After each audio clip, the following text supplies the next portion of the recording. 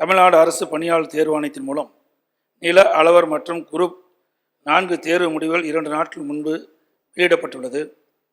அந்த வகையில் நில அளவர், வரைவாளர் உள்ளிட்ட பணிகளில் 1089 காலி பணியிடங்கள் நிரப்புவதற்கான தேர்வு கடந்த ஆண்டு நவம்பர் மாதம் 6ஆம் தேதி நடைபெற்றது.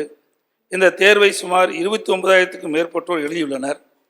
தேர்வு முடிவுகள் கடந்த மாதம் பிப்ரவரி 15ஆம் தேதி வெளியாகியுள்ளன. தொடர்ந்து சான்றிதழ் சரிபார்ப்பு, கலந்தாய்வுக்கான பணிகள் நடைபெற்று வந்தன. இதற்கிடையே தேர்வில் வெற்றி பெற்றவர்களின் பதிவெண்கள் டிஎன்பிசி இணையதளத்தில் பதிவேற்றம் செய்யப்பட்டுள்ளன. அதில் காரைக்குடியில் ஒரு தேர்வு மையத்தில் தேர்வு எழுதியில் மட்டும் சுமார் 700க்கும் மேற்பட்டவர் தேர்ச்சி பெற்றுள்ளதாக மிகப்பெரிய சந்தேகத்தை எழுந்துள்ளது. அரசு உரிய விசாரணை மேற்கொண்டு ஏதேனும் தவறு ஏற்பட்டேன் அதை பற்றி உரிய விசாரணை செய்து நடவடிக்கை எடுக்க வேண்டும் தங்கள் வாயிலாக அரசினுடைய கவனத்துக்கு கொண்டு வருகிறேன். நேரமில்லாத நேரத்தில் மாண்புமிகு எதிர்க்கட்சி தலைவர் உட்பட மாமன்ற உறுப்பினர்கள் தகவல் கோருகின்ற முறையில் இந்த பிரச்சனையை அரசின் கவனத்திற்கு கொண்டு வந்திருக்கின்றார்கள். மாண்புமிகு நிதியமைச்சர் அவர்கள்.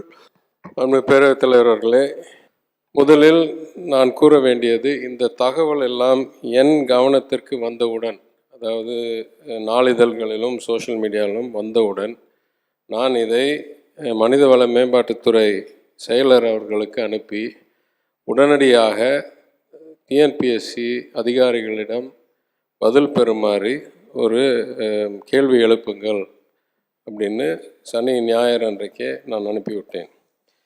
டிஎன்பிஎஸ்சி உங்களுக்கு எல்லாம் தெரியும், ஒரு autonomous institution, suppose to act, ஒரு கைதூரத்தில் அரசோடைய திணிப்பு இல்லாத அளவில் நடக்க வேண்டியது.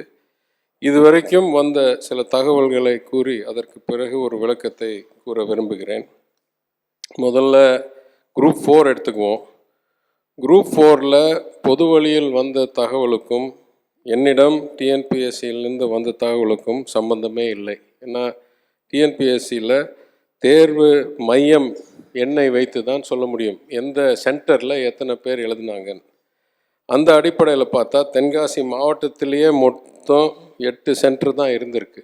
இந்த 8 சென்டரில் முதல் 500 பேரில் 27 பேர், முதல் 1000 பேரில் 45 பேர், முதல் 10,000 பேரில் 397 பேர். இதுதான் தென்காசி மாவட்டத்தில் இருக்கக்கூடிய மையங்களில் வந்த எண்ணிக்கை இந்த தேர்வு லிஸ்டில். அதனால் இந்த நபர், நான் நடத்துகிற நிர்வாகங்களில் 2000 பேர்னு விளம்பரம் செய்த நபர், அவர் கூறுகிறாராம் பல மாவட்டங்களில் பல பெயர்களில் பல நிறுவனத்தை நடத்துகிற மாதிரி கூறுகிறாராம். அதெல்லாம் நம்மகிட்ட உடனே ஆதாரம் இல்லை. எந்த முதலாளி எதெல்லாம் தேர்வு மையத்தை வச்சுருக்காங்க, எங்கெல்லாம் வச்சுருக்காங்க, எங்கெல்லாம் எழுதுனாங்கன்னு எங்களுக்கு தெரியாது. தென்காசி மாவட்டத்தை பொறுத்த வரைக்கும் இதுதான் உண்மை எண்ணிக்கை என்றதை மாமன்ற உறுப்பினர்களுக்கு தெரிவித்துக் கொள்கிறேன். இரண்டாவது, இங்கே சொல்லாத ஒரு குற்றச்சாட்டு, குரூப் 4ல் ஜூனியர் அசிஸ்டண்ட்டுக்கும் ஒரு தேர்வு இருந்துச்சு, டைப்பிஸ்ட்டுக்கும் ஒரு தேர்வு இருந்துச்சு. எழுதுனவங்க 2லேயும் வெவ்வேறு ப்ரையாரிட்டி பட்டியலில் வந்தாங்க. அப்போ சிலர் சொல்கிறாங்க, நான் ஜூனியர் அசிஸ்டண்ட்டில் சீனியர் ரேங்கிங்கில் வந்தேன், ஆனால் டைப்பிஸ்ட்டில் என்னுடைய ரேங்கிங் குறைஞ்சி போச்சுன்னு. ஏன்னா ஜூனியர் அசிஸ்டண்ட்டில் எந்த டெக்னிக்கல் குவாலிஃபிகேஷனும் தேவையில்லை. ஆனால் டைப்பிஸ்ட்டில் வெவ்வேறு குவாலிஃபிகேஷன் இருக்குது. யார் சீனியர் கிரேட் அளவில் இங்கிலீஷ்லேயும் தமிழ்லேயும் டைப் அடிக்க முடியுமோ அவங்களுக்கு ஸ்பெஷல் கேட்டகரி. அடுத்தாப்பில் யார் தமிழில் சிறப்பாக அடிக்க முடியும் ஆனால் இங்கிலீஷில் கொஞ்சம் தான் அடிக்க முடியும், அடுத்த கேட்டகரி. இந்த மாதிரி இந்த ஸ்பெஷலிஸ்ட் கேட்டகரி இருக்கிறதுனால கேட்டகரி அடிப்படையில் டைப்பிஸ்ட்டுக்கு வர்ற ரேங்கிங்.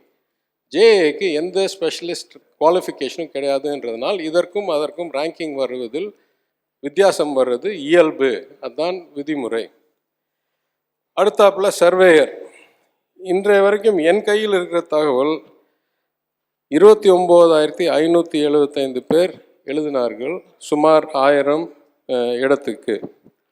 அதில் இந்த காரைக்குடி ஒரு மையத்தில், அதாவது எங்கே எழுதுனாங்கன்னு தான் தெரியும், எந்த பயிற்சி நிலையம்னு எனக்கு சொல்ல தெரியாது, எழுதினது காரைக்குடியில் ஒரு மையத்தில் முதல் 500 ரேங்கில் 200 பேரும், முதல் 1000 ரேங்கில் 377 பேரும், முதல் 2000 ரேங்கில் 615 பேரும் ஒரே இடத்தில் எழுதின தேர்வானவர்கள் என்ற லிஸ்ட்டு எனக்கு இன்னைக்கு காலையில் வந்திருக்கு. என்ன நம்ம இதுலேயும் சிந்திக்க வேணும்னா, 1000 வேக்கன்சி இருக்குன்னா சுமார் 3000 பேருக்கு கவுன்சிலிங்க்கு அனுப்பப்படும். அதனால் அந்த 3000-ல் ஒருவேளை 700 இருக்கலாம், ஆனால் உறுதியாக 1000-ல் இல்லை. இதுவும் 2 கூடுதலாக தகவல் நான் கேட்டிருக்கிறேன். இதே மாதிரி கடந்த 5-7 ஆண்டுகளில் ஏதாவது ஒரு இன்ஆர்டினேட் ஃப்ரீக்வன்சி, ஏதாவது ஒரு மையத்தில் கூடுதலாக வந்த வரலாறு இருக்கா? அது இதே மையத்துக்கா இல்லை வேறு ஏதாவது மையத்துக்கா? அதே போல் எல்லா தேர்வுகளிலும் குரூப் 4 குரூப் 2ல் இந்த டிஸ்ட்ரிபியூஷன், அதாவது மையமாக எத்தனை எண்ணிக்கை, மாவட்டமாக எத்தனை எண்ணிக்கைன்றது முன்னால் வந்ததுக்கும் இப்போ வந்ததுக்கும் ஏதாவது சிமிலாரிட்டி இருக்கா இல்லை வேறுபாடு இருக்கா என்றதையும் ஆராய்ந்து டிஎன்பிஎஸ்சியுடைய மெம்பர் செக்ரட்டரியை ஒரு விரிவான ஒரு விளக்கத்தை கொடுக்க நான் கூறியிருக்கிறேன். அது வரும்போது நான் கொடுக்குறேன். இன்னும் 2 கருத்து நான் பதிவு செய்யணும். டிஎன்பிஎஸ்சி பல வகையில் சீர்திருத்தக்கூடியது என்றதை நானே இங்கே கூறியிருக்கிறேன். 3 ஆண்டுகளாக தேர்வே நடக்கவில்லை. அதற்கு முன் நடந்த தேர்வுகள் எல்லாம் நீதிமன்றத்தால் ரத்து செய்யப்பட்டு அப்படியே நிலுவையில் இருக்கிறது பல 1000 பொறுப்புகளுக்காக. இந்த மாதிரி மனித வளம்தான் என்னை பொறுத்த வரைக்கும் நிதியோட ஒரு அரசாங்கத்துக்கு முக்கியமானது என்றதற்காகவே தான் நான் போன நிதிநிலை அறிக்கையில் அறிவித்தேன். சீர்திருத்த குழு உருவாக்கப்பட்டு தேர்வு மையங்கள்லேருந்து பயிற்சியிலேருந்து எல்லா வகையிலும் இந்த மனிதவள மேலாண்மையை சிறப்பிக்கணும் என்று அறிவிக்கப்பட்டு அதுக்கு ஒரு ஜியோ வந்து அரசாணை வந்து அதில் விதிமுறை வந்து அதையெல்லாம் எதிர்த்தாங்க. என்னுடைய கருத்து, ஒரு உதாரணம் நான் சொல்லும்போது இது எப்படி நம்ம மாற்ற வேண்டும் என்று நான் தெரிவிக்கிறேன். திடீர்னு ஒரு நாள் எனக்கு ஒரு கோப்பு வருது, குரூப் 4 தேர்வு எழுதுறதுக்கு 45 கோடி ரூபாய் கூடுதலாக வேணும் பட்ஜெட்டுக்கு மேல். என்னான்னு போய் பார்த்தா 24 லட்சம் பேர், அதாவது அறிவிக்கிருக்கிற காலி இடங்கள் 7000 இடத்துக்கு 24 லட்சம் பேர் விண்ணப்பம் போட்டிருக்கிறார்கள். அவர்களுக்கு சுமார் 100 கோடி தாளை பிரிண்ட் செய்ய வேண்டும். 2400 மையங்களில் தேர்வை நடத்த வேண்டும். இதற்கு 6000-7000 எக்ஸாமினர்ஸ், அந்த இன்விஜிலேட்டர்ஸ், அதை கண்காணிக்கிறவங்க வேண்டும். இவங்களுக்கெல்லாம் 400லேருந்து 1000 ரூபா கொடுக்க வேண்டும். இது படிப்படியாக நான் ஆய்வு செய்ய இந்த விதிமுறையெல்லாம் இன்றைய காலத்துக்கு ஏற்புடையது இல்லை என்றது என்னுடைய, அதாவது நிர்வாக கருத்தாக சொல்லி அன்றைக்கே நான் டிஎன்பிஎஸ்சிடம் கூறியிருக்கிறது. இந்த மாதிரி ஒரு வருஷத்துக்கு ஒரு தடவை 24 லட்சம் பேர்லாம் தேர்வு நடத்துறது நியாயமே இல்லை. 24 லட்சம் பேர் தேர்வு எழுதி 7000 பேர் எடுக்கிறதுக்கு it is a highly inefficient model.